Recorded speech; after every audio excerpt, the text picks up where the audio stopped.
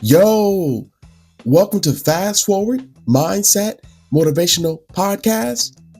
I'm your host, Coach James. This is where we rewire your thoughts, reset your mindset, and fast forward your life.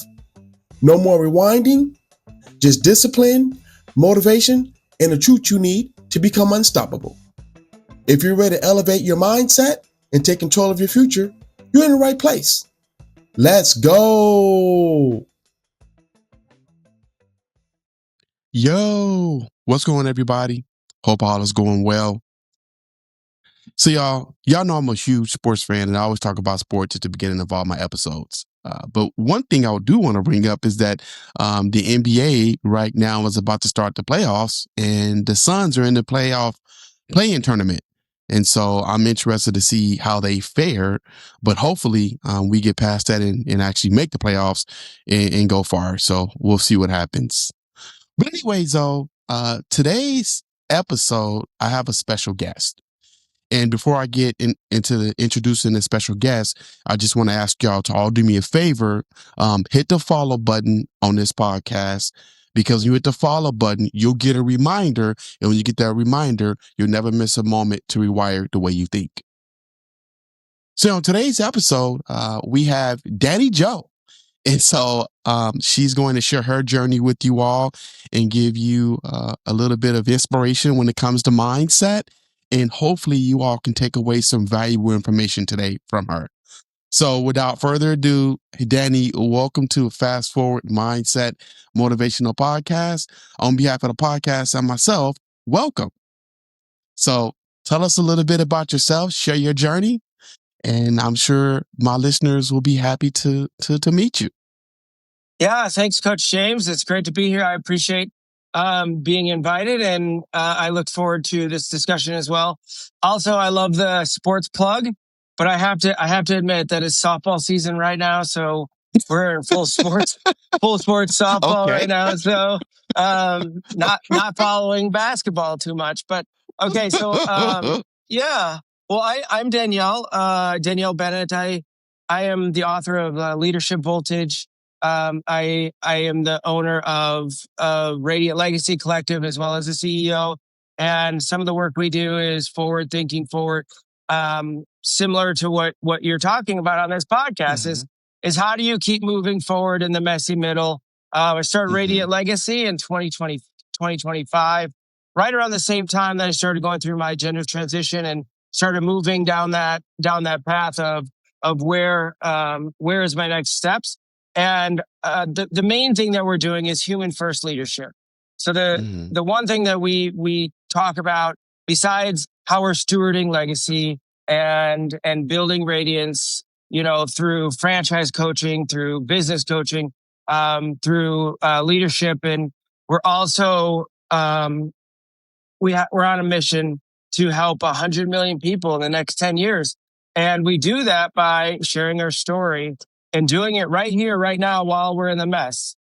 That's great. I like that. So tell us a little bit more about the mess. The mess, right? So, I mean, even think about it today, right? It's Saturday, like we know, and we know we have this going on. I am a franchise operator in Wisconsin for Mosquito Nicks. And so I own that franchise. And then I'm also a consultant, so I get to sell those franchises as well. But today I had to take my last holiday lights down, and I have to starting up the systems, because we're an automated system. And there was no other time to do it. And I didn't want to miss this podcast with you. So we're doing that while we're out here. You and I are having this conversation. So, we're doing this. It's kind of one of the best things I like to tell my softball team is chin up, chest out, everything forward, right? And then in the Navy, we call that standing at attention. But when we're playing softball or we're playing life, and we're standing tall and we're going through it, and we're just being the best selves that we can be every day, that's where I think we start to transform from, can I do this, to, oh my gosh, I can do this, to I am doing this. Yeah. I like how you put that in the aspect of, hey, you question yourself if you can do it. And the next thing you realize you're doing it. And it's all about having that mindset to say, hey, no matter what today is going to bring, I've got things I have to accomplish and I'm going to get them done no matter what. And it's funny, Dani, because I live my life off a checklist, and folks have kind of made fun of me about living off a checklist. But I'm like, hey, once I get my checklist done, that means I'm done. I've accomplished everything I need to get done today. So I definitely understand when you're coming from when you say, hey, I have to go get this done for the business and it has to happen, but I got to do the podcast as well. So I'm doing both. I mean, I was like, so what it was like maybe 5 or 6 weeks ago, right? The first time we talked, and I knew this was going to be a great podcast, and the whole forward thinking, right? Because that's what we're trying to be. We're trying to how do we not allow our circumstances to dictate how we live our lives, right? Because everybody has something that they're going through. We don't know what it is, right? We just know that we're going through something, and sometimes that feels very lonely. And we have to decide, okay, can I do this or will I do this? And that's part of what we're doing with Radiant Legacy, but a lot of what I talk about in Leadership Voltage, and then the Watch Me Do It Anyway movement, right? So when we talk about watch me do it anyway, I am not saying, hey, spend all your money on the lottery to try to win. I'm saying that when you go out and you tell, I know, and I'm sure the listeners here too, and I'll just take a step back. I bet you, and I can think of this, and we'll ask, hey, how many of the listeners right now have had a great idea, very passionate, very purposeful, and the moment that they told somebody, they got feedback. And that feedback, in my experience, is not typically positive. And when that feedback is so you get that negative, and you can feel it, right? You can feel it. You are on cloud 9, and somebody's like, oh yeah, that's not going to work. Don't even bother. So now we're at a moment, and we're in this space where we have a choice to stand there and say, oh yeah, you're right. Because what they just did to you is they passed their fears and their judgment and everything about them onto you and said, well, but if you do it and you succeed, I guarantee you those people are like, yeah, I knew you could do it.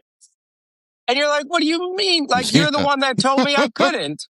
And so, like, that's when I talk about the messy middle, when I talk about, do it, do it anyway, we're not just talking about those people. There's a voice in ourselves that's heard can't or no, or you're not good enough, or you're not, like I could talk, I could self-deprecate here. I hate my voice. Okay. Obviously, it's one of those things where for me, it stands out, right? I don't like the way that it sounds. However, I have a lot of great things to say, so I'm going to keep talking. I mean, I think I have something great to say. Yeah. So, I mean, I have to, and just like, and otherwise, what am I going to do? Go mute? No, right? So I don't like my voice, but that inside my head, I have one of the energies that I call shadow.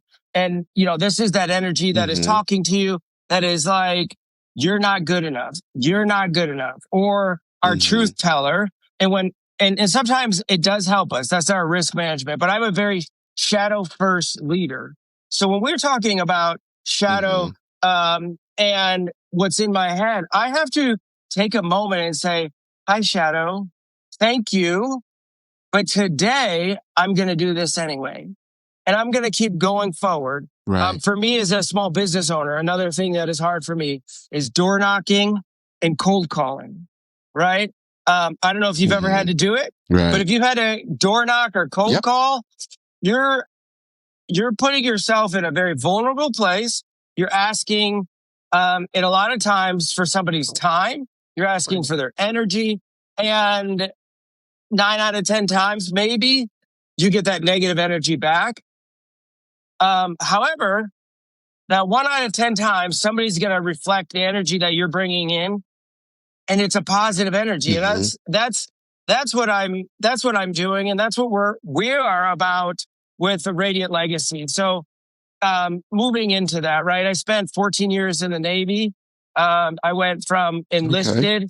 I went from an enlisted sailor to an officer. So I worked on helicopters as a mechanic for the first 7 years, and then I moved into as officer as when I commissioned as a supply corps officer. So very service oriented, very support oriented, and that was where I aligned, and that's where I kind of started to figure out that I don't have to push people to get to where they want to go. I can just believe in the very best that they are and help them get to where they already want to go. So I can just, if someone were to come to me and say, hey, I want to be a doctor. Okay. So I need to take this test, but I'm not able to find somebody to study. I'm the friend you want in that moment, because I'm going to show up at 4:00 in the morning at your house, knocking on your door, getting you out of bed to study for this test, right? Because that's the kind of people we need in our lives, right? That's the kind of accountability. And that's where coaching has been so wonderful for me. I started coaching when I was 14 years old. So, and I wasn't very good. I don't know if you've coached, a league or your kids or anything like that. Yeah, but the very first time,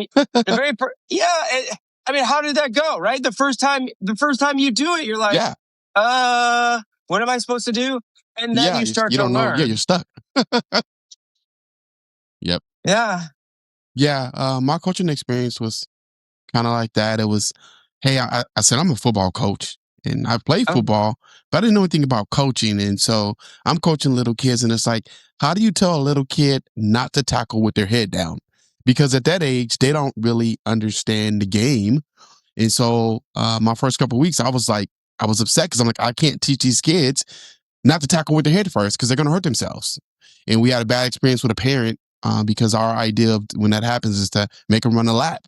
And one of the parents came out on the field screaming, why is my kid the only one yelling? You. I mean, he had some very choice words for us as coaches. And we're like, hey man, we're just trying to teach your son how to tackle. And if he keeps tackling with his head, we said, hey, go run a lap. We're hoping it will make him understand it's wrong when he runs a lap. And she's like, well, no, that's not fair. He's the only one. And we're like, well, all the kids are. You see them, they're running by themselves if they tackle with their head. And so, we thought we smoothed the things over. And the next day he never came back. And we're like, I mean, we tried to teach the kid the right way. So that first couple of weeks was definitely a lesson for me. I learned then, like, hey, it's not about only the kids. It's about being able to talk to the parents in a particular manner as well. Yes. Yeah. And so I've been coaching softball now. So for about 12 years. And that is very much right, because the very beginning, you start to realize, okay, when they're younger, they just want to be out there and have fun. And you have to make this space for them to have fun, but also for the safety of the game, right? In your case, with football, I'm assuming that if you tackle with your head, that hurts you as a player and you can get injured. Yeah. Okay. And so, like, when you're in that situation and you're like, how do I talk? And I've been in that same situation. You're like, okay, I'm going to teach you. And I had a chief when I was in the Navy. He said, I'm going to show you, I'm going to teach you, and then I'm going to make it hurt. Right? So he's going to show you how to do it. He's going to teach you how to do it, and he's going to make it hurt. Okay. For adults, that works. For children, you're like, oh, okay. How do I positively reinforce a behavior that we don't want to see? Because if in softball, I get this with throwing. A lot of times the girls, the athletes, they will throw with their elbow, right? And you don't want that at all, because you lose power. It starts to hurt the elbow eventually.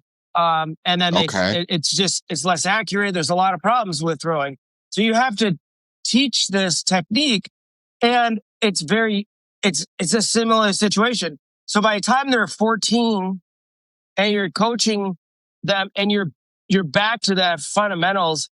And I always go back to Coach Wooden, John Wooden, right?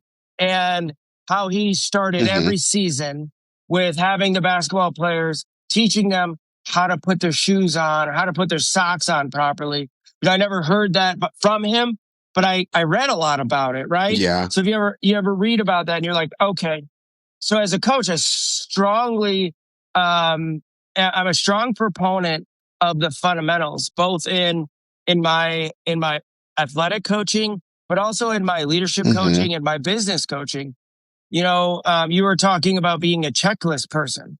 And for me, I follow the John Maxwell 15 minutes, right? So I have my day split out in 15-minute blocks, and I write that out on Sunday for the next week. So sure, there's things that come up, but at least I know where I'm at. And if I don't do this, even having this is for me, even with the digital everything, I will miss a meeting. And that's what I'm trying not to do. Yeah. So, and as we move forward. So, I think that just kind of ties a little bit into that messy side, that messy middle that we're talking about, that like, okay, we have a goal. We know that we got to teach these kids how to throw a ball, how to tackle properly, how to live proper life, because athlete development is all about life in my opinion. So like when I tell them chin up, chest out at my softball team, I'm telling them that for multiple reasons. One, I want them to be able to see a ground ball coming at their face, right? I want them to be in front of it and get their glove down. And the other reason is because it's a metaphor for life, right? How many times do we shrink? Do we slump? And when we do that, when we slump ourselves down, when we shrink, the energy in our body changes and we feel like we can do less. So it's a confidence building thing just as much as it is anything else. So that's where that, part of my chin up, chest out, everything forward comes from, is because in the Navy, when you're standing at attention and everything is up, and you're very much erect, you kind of feel that positivity come through you. You kind of know what's going on. You get more confidence out of that posture than any other posture that I've been able to study. So I really like that, and that's kind of where that ash energy comes from that I talk about in the in my leadership voltage and the triadic balance. So with the triadic balance, we have ash, and that ash energy, that's our protective energy, and I really feel like, okay, as we're standing up straight and we can make our way through this, and I hear people say, well, okay, that's easy for you to say, right? And I'm like, okay, yeah. I understand circumstances and everything like that may have been different in my life, but I'll tell you, I grew up fairly poor, like very poor, right? Like, yeah. And I had a choice. Do I allow these circumstances to dictate my future or not? And I had a dream to go to Harvard, and I didn't do that when I came out of high school, but I did that in my adult life, because that was still part of who I wanted to become. And so, like, as we move forward, if we allow that shadow side of our energy to take us over and just shrink us, and we don't allow that ash energy or that fight mode of us to move things forward, we really put ourselves in a disadvantage. However, throughout my life, what I realized is that I needed more than just these two energies, shadow and ash. And so, one, I was, very much a hothead after I would go to work and I would help, people build their lives, build my teams. We were growing, we were going in the right direction. And by the time I got home, I couldn't switch it up. I had no off switch from that energy. And so I was shot right at that point. Like, I don't know if you've ever felt that way. You had a really rough day, and the only thing that can come out is loud noise, right? So you're yelling and you don't want to be yelling, and you sound ridiculous, and you sound ridiculous. And who's getting the brunt of that force? Your kids, your spouse, your family, the dog, the cat, whoever you don't want. And then after you give out all that energy, what happens? Shadow starts yelling at you because you're doing all this crappy stuff, right? So what I learned is that I needed this balance, and this third piece that we haven't yet talked about is grace. And it took me a long time to figure out what is grace and how do I get to grace. And the grace energy, that's the connected energy. That's the in between. That's the relationship energy. Yeah. That's the focus energy. And what I realized when I started integrating grace, not only was I less angry and upset or shameful of my own self, I I freely was seeing that at home, I no longer wanted to yell. I no longer wanted to scream.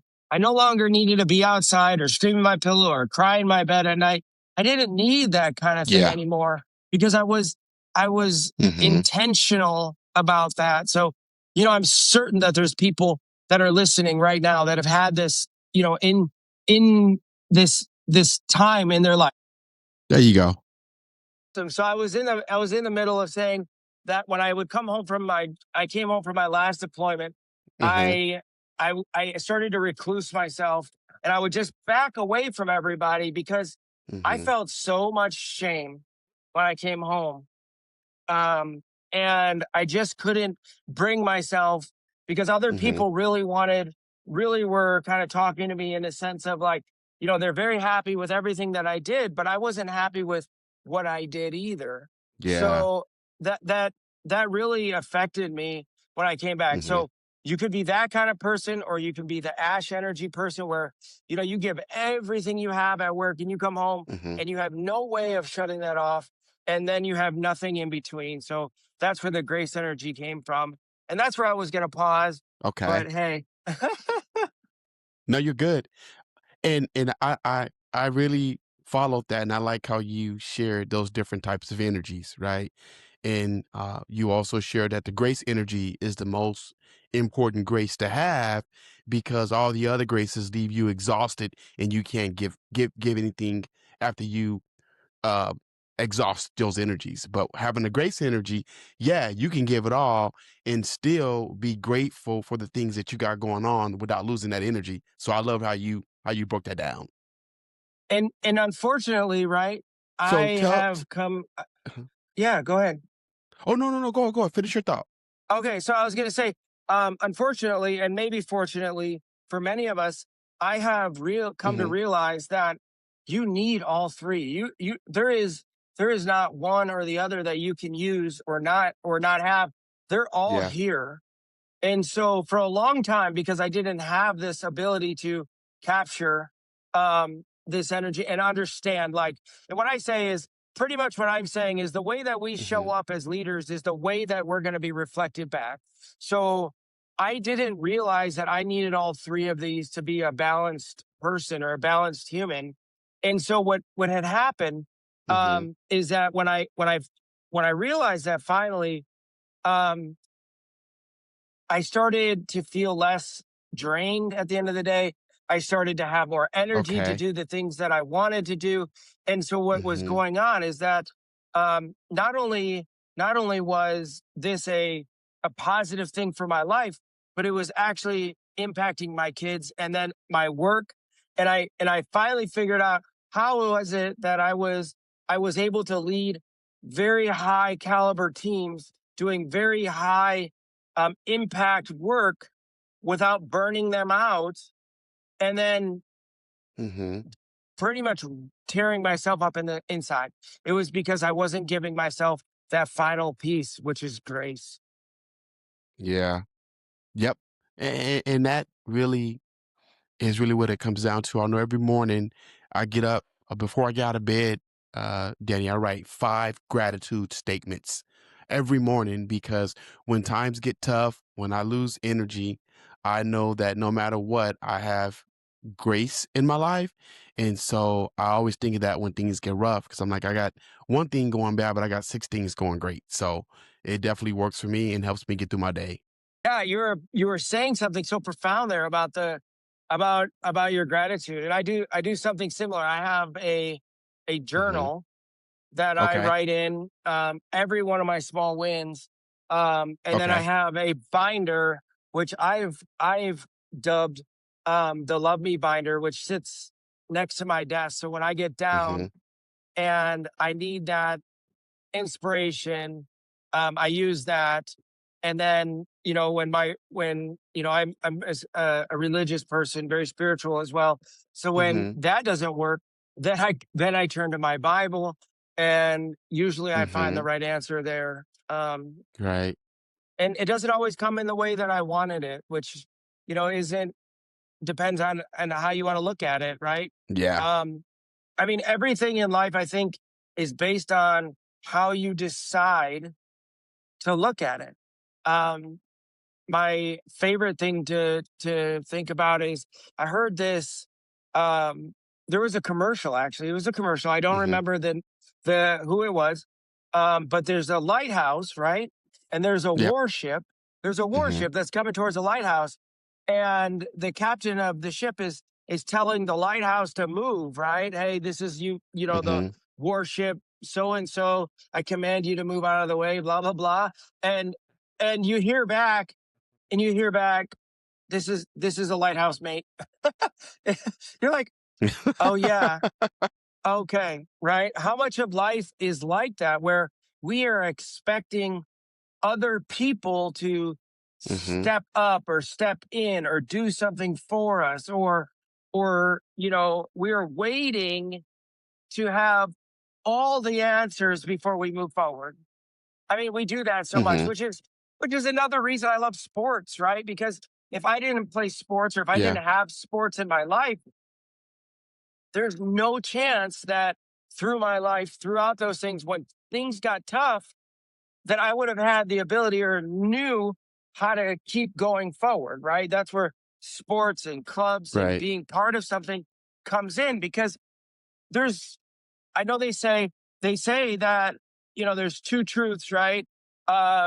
Birth, or what is it? Mhm. Death and taxes. And I say, well, yeah, and there's another truth here, that I am in control of the actions that I take. And how do I move forward Right. is up to me every single day. How do we do what we're going to do? We're going to show up anyway, even though it's uncomfortable. I have Mhm. recognized, if I can sit in my discomfort, so can other people.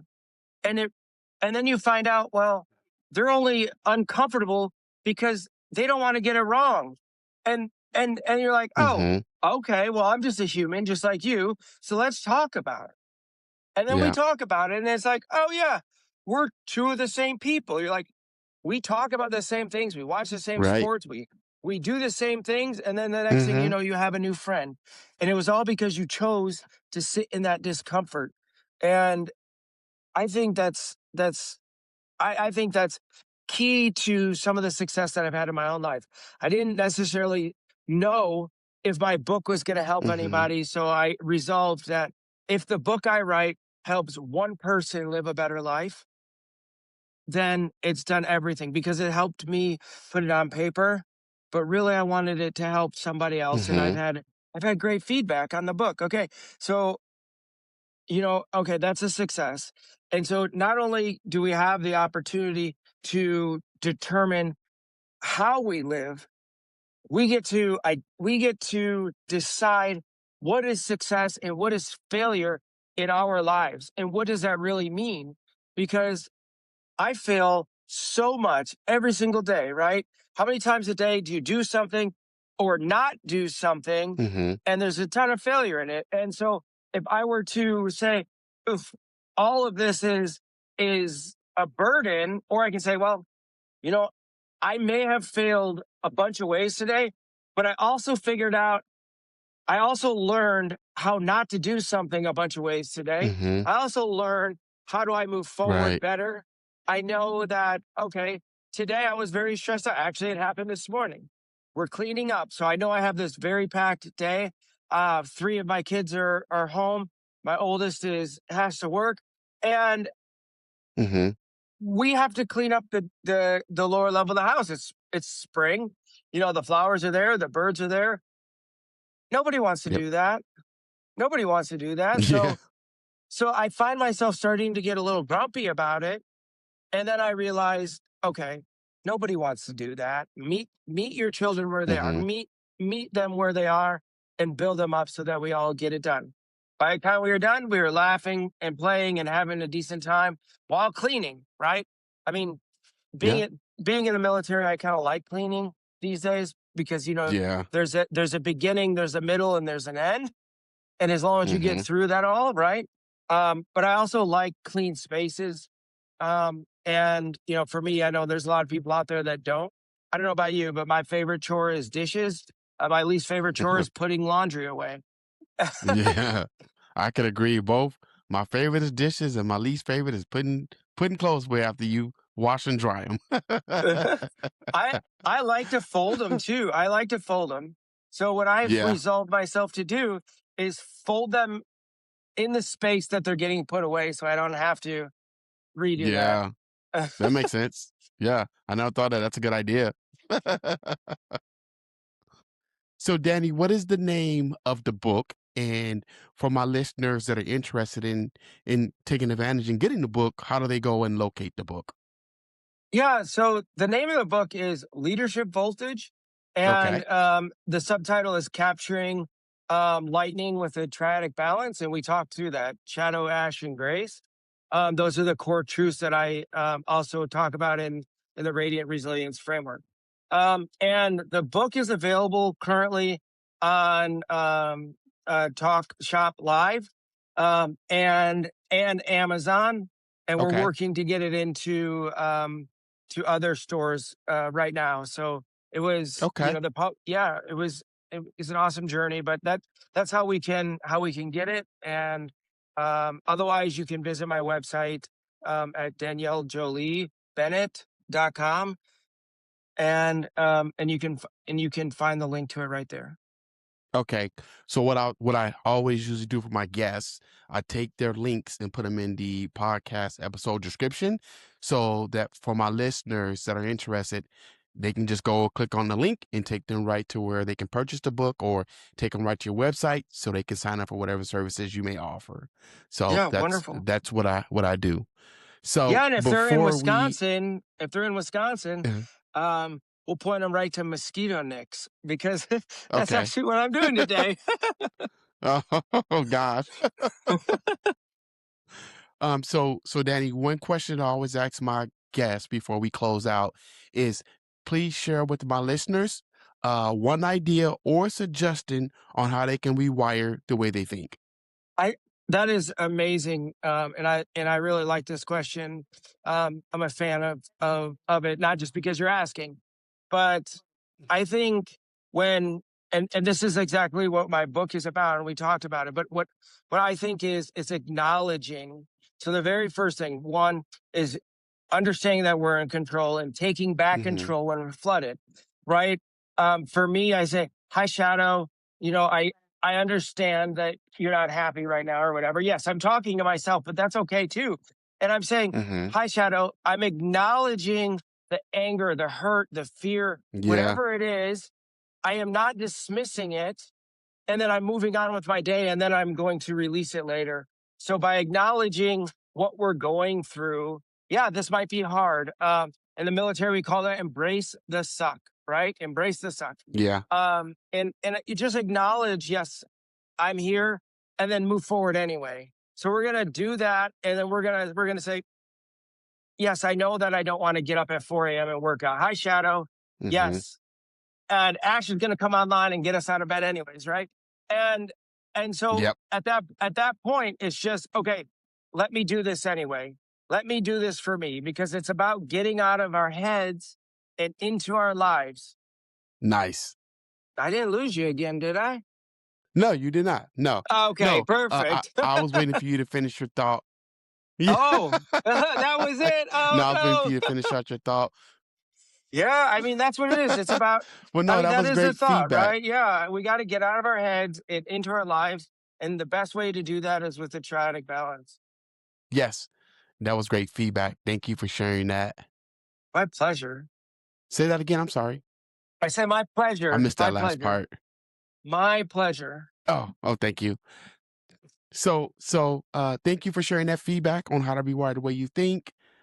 The next thing that like I said earlier, I'm going to put your links in the episode description so that my listeners have a way to contact you. So Dani, on behalf of myself and my podcast, Fast Forward Mindset Motivation, thank you for being part of the show.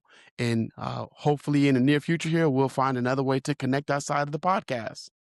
Oh, for sure. Thank you so much for having me. It was a pleasure.